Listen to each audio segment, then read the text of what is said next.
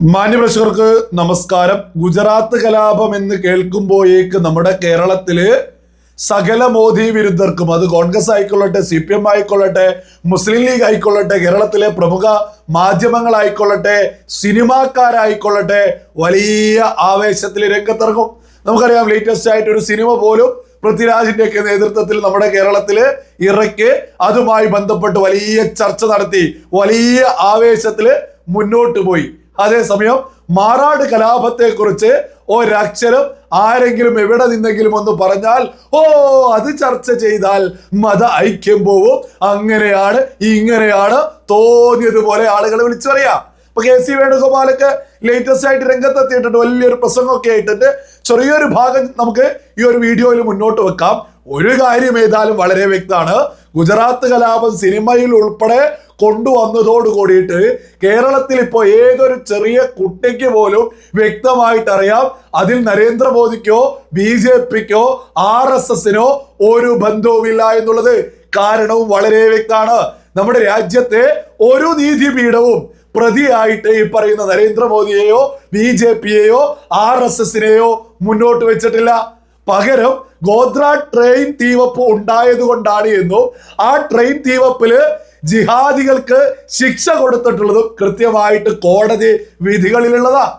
ഈ ഗോദ്ര ട്രെയിൻ തീവപ്പിന് ശേഷമാണ് ഗുജറാത്ത് കലാപം ഉണ്ടായത് എന്നത് ഉൾപ്പെടെ കേരളത്തിൽ ഇപ്പോൾ ഏതൊരാൾക്കും മനസ്സിലായിട്ടുള്ള ഒരു കാര്യമാണ്. അത് ഇവിടെയുള്ള നിരന്തര ചർച്ചകളിലൂടെയാണ്.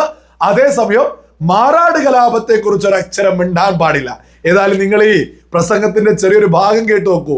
എന്തുകൊണ്ടാണ് മാറാടിനെ കുറിച്ച് മിണ്ടാത്തത് എന്നുള്ളതും നമുക്ക് മുന്നോട്ട് വെക്കാം. പിണറായി വിജയൻ, നിങ്ങൾ തീക്കൊള്ളി കൊണ്ട് തലചൊറിയാനാണ് ശ്രമിച്ചത്.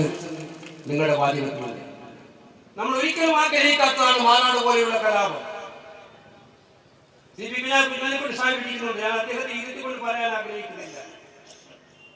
കേരളത്തിൽ മതങ്ങൾ തമ്മിൽ മൈത്രി വേണം എന്നുള്ള തീരുമാനത്തിൽ ഹൈന്ദവരുണ്ട്, ക്രൈസ്തവരുണ്ട്. അവരോടൊപ്പം എടുത്തു പറയാൻ പാണക്കാട് തങ്ങളും PK കുഞ്ഞാലിക്കുട്ടിയും എന്തുകൊണ്ടായിരുന്നു.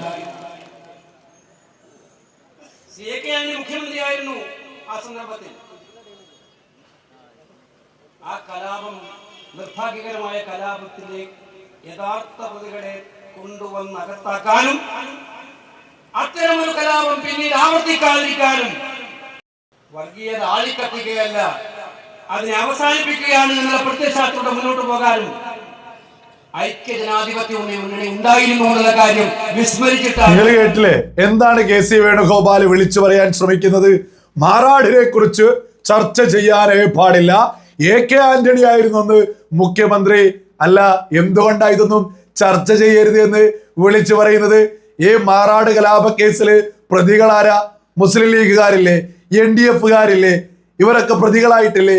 ഇതൊക്കെ തന്നെ ഈ കേരളത്തില് മാറി മാറി വരുന്ന സർക്കാർ സംവിധാനങ്ങളും കാര്യങ്ങളൊക്കെ തന്നെയല്ലേ?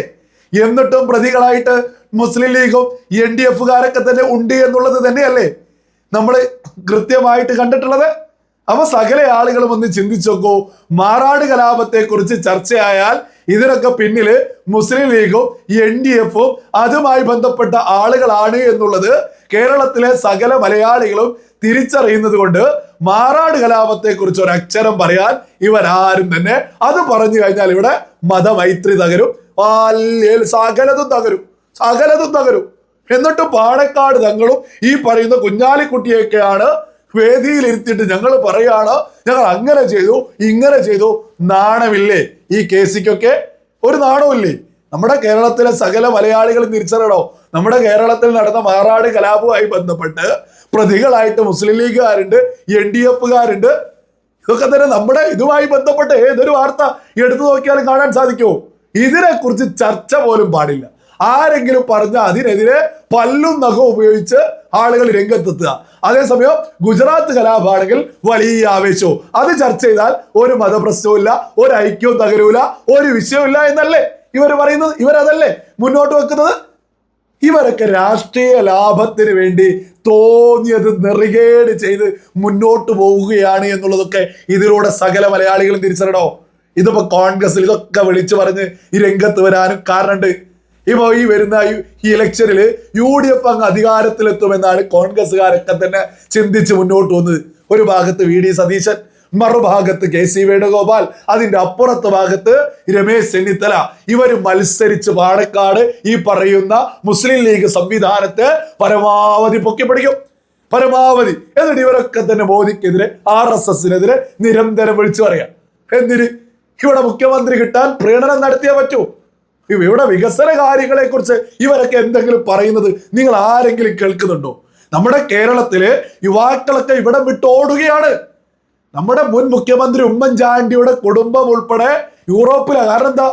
അവർക്ക് താല്പര്യമുള്ള, അവർക്ക് ഇഷ്ടത്തിന് മുന്നോട്ട് പോകാൻ പോലുമുള്ള ഒരു സാഹചര്യം ഉമ്മൻചാണ്ടിക്കൊന്നും ഉണ്ടാക്കാൻ ഇവിടെ സാധിച്ചിട്ടില്ല. അതുകൊണ്ടാ അത്രത്തോളം പരാജയമായിരുന്നു കോൺഗ്രസ്. അതായത് സ്വന്തം മക്കൾക്ക് പോലും ഇവിടെ മുന്നോട്ട് പോയിട്ട് അവരുടെ സാമ്പത്തികപരമായിട്ട് അവർക്ക് ലക്ഷ്യം വെച്ചതുപോലെ ഒരു ജീവിതം നമ്മുടെ കേരളത്തിൽ ഉണ്ടാക്കി കൊടുക്കാൻ മുൻ മുഖ്യമന്ത്രി ഉമ്മൻചാണ്ടിക്ക് പോലും സാധിച്ചിട്ടില്ല. ഈ കോൺഗ്രസ് ഒന്നും ഒരു വികസനത്തെ കുറിച്ച് ചർച്ച ചെയ്യുന്നില്ല. ഇവിടെ CPM ആണെങ്കിലും ഒരു വികസനം നമ്മുടെ കേരളത്തിൽ ആവശ്യമുള്ള, യുവാക്കൾക്ക് ആവശ്യമുള്ള ജോലിയെക്കുറിച്ചോ വികസനങ്ങളെ കുറിച്ചോ നാട് മാറുന്നതിനെ കുറിച്ചോ ഒരു ചർച്ചയില്ല, ഒരു ചർച്ചയില്ല. എന്തൊക്കെയോ പച്ചക്കള്ളം, പച്ച വർഗീയത ഇങ്ങനെ പറയാ, പ്രീണിപ്പിക്കുക. ഇത് തന്നെയായിട്ടുണ്ട് നമ്മുടെ കേരളത്തിൽ ഇപ്പോ UDF LDF നിരന്തരം പൊക്കി പിടിക്കുന്നത്. ഇപ്പൊ രമേശ് ചെന്നിത്തല എന്താ പറയുന്നത്? ഞാനിവിടെ കൊടുക്കാം, നിങ്ങളൊന്ന് കേട്ടു. RSS നേതാവായ വത്സൻ തെല്ലങ്കേരി സന്നിധാനത്ത്, ശബരിമല സന്നിധാനത്ത് 18-ാം പടിയിൽ കയറിയത് മൈക്ക് ഉപയോഗിച്ചത് നമ്മളാരും മറന്നിട്ടില്ല. പോലീസ് വത്സൻ തെല്ലങ്കേരിയുടെ നിയന്ത്രണത്തിലാണ് എന്നുള്ളതിന് ഏറ്റവും വലിയ തെളിവല്ലേ അത്? ഇന്ന് RSSന്റെ അധ്യക്ഷന് സ്കൂളിൽ ദേശീയ പതാക ഉയർത്താൻ അനുവാദം കൊടുത്തത് പിണറായി വിജയന്റെ ഈ ഗവൺമെന്റ് കാലത്താണ്. നമ്മളത് മറക്കരുത്. ഇതിന്റെ നന്ദി സൂചകമായിട്ടാണ് കോൺഗ്രസ് മുക്ത ഭാരതം ഉണ്ടാകണമെന്ന് ആഗ്രഹിച്ചുകൊണ്ട് 69 സീറ്റുകളിൽ കഴിഞ്ഞ നിയമസഭാ തെരഞ്ഞെടുപ്പിൽ BJP വോട്ട് CPMന് നൽകിയത്. അങ്ങനെയാണ് തുടർഭരണം. ഈ രമേശ് ചെന്നിത്തലക്കൊക്കെ എന്നാണ് ഇനി നേരം വിളിക്കുക? ഒരു സ്കൂളില് RSS നേതാവ്, RSSന്റെ അധ്യക്ഷന് ദേശീയ പതാക ഉയർത്തിയെന്നൊക്കെ വലിയ സംഭവമായിട്ട് വരുന്നത്.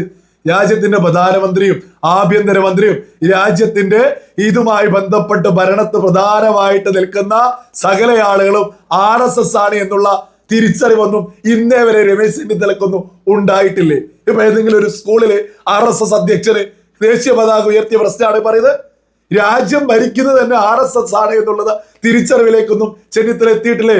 ഇതൊക്കെ പ്രീണിപ്പിക്കാനാ, ഞങ്ങൾ RSSനെതിരെയാണോ എന്ന് പറയാൻ രമേശ് ചെന്നിത്തലനോട് പറയാനുള്ളത്. നിങ്ങൾക്കൊപ്പമുള്ള മുസ്ലിം ലീഗിന്റെ പ്രവർത്തകര് നാട്ടിൻപുറങ്ങളിൽ നിന്ന് വിളിച്ചു പറയാറുള്ളത് നിങ്ങൾ സംഗീതലയാണ് എന്നുള്ളതാ. ഇതൊരു അരമന രഹസ്യം, അങ്ങാടി പാട്ട് പോലെയാ. ഇപ്പോ ഇത് മുസ്ലിം ലീഗുകാർ നിരന്തരം വിളിച്ചു പറയുന്നതാ. നിങ്ങൾ എത്ര RSSനെതിരെ പറഞ്ഞാലും നിങ്ങൾക്ക് അവര് സംഘിച്ചാപ്പ കുത്തി കഴിഞ്ഞതാണ്. അതാണ് യാഥാർത്ഥ്യം. പിന്നെ CPMന് വോട്ട് ചെയ്ത് BJP ഇതൊക്കെ നാടല്ലേ പറയാന്? ഇതൊക്കെ എത്ര കാലം പറയൂ? നിങ്ങളുടെ പിടിപ്പുകേട് കൊണ്ട്, നിങ്ങളുടെ തമ്മിൽ തല്ല് കാരണം നിങ്ങൾ കഴിഞ്ഞ തവണ പൊട്ടിയത്. ഇത്തവണ നിങ്ങൾ പൊട്ടാൻ പോകുന്നതും അതേ വിഷയം കൊണ്ടാ. KC വേണുഗോപാൽ ഒരു ഭാഗത്ത്, VD സതീശൻ മറുഭാഗത്ത്, ചെന്നിത്തല അപ്പുറത്ത് ശശി തരൂര്. അടി തുടങ്ങിയിട്ടേ ഉള്ളൂ. ഇവരൊക്കെ തന്നെ ഒരൊറ്റ ലക്ഷ്യവും, അവിടെ വർഗീയത. നിങ്ങൾ തമ്മിൽ തല്ലൊക്കെ അവസാനിച്ചിട്ട് നിങ്ങളെ പ്രീണനൊക്കെ ഒന്നും നിർത്താതെ ഒന്നും നിങ്ങൾ ഇനി ഒരിക്കലും അധികാരത്തിലൊന്നും വരാൻ പോകുന്നില്ല.